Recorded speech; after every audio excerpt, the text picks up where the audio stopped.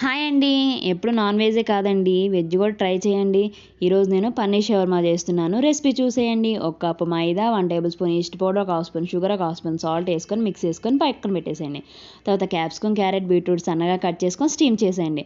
Onion, కీరా కూడా సన్నగా కట్ చేసుకొని పక్కన పెట్టేసుకోండి. వేరే బౌల్లో 2 టేబుల్ స్పూన్ వెనిగర్, ఒక హాఫ్ గ్లాస్ వాటర్ వేసేసుకొని స్టీమ్ చేసినవి ఇందులో వేసేయండి.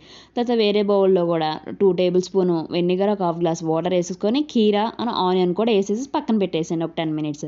వేరే బౌల్లో 2 table spoon mayonnaise, 3 table spoon పెరుగు తీసుకొని అందులో కొంచెం salt, pepper powder, garam masala వేసుకొని పక్కన పెట్టేసింది. మనం మ్యాగ్నేట్ చేసుకున్న పన్నీర్ని కొంచెం కళాయి పెట్టేసి కొంచెం నూనె వేసేసి పన్నీర్ కాల్చుకొని పక్కన పెట్టేసేయండి.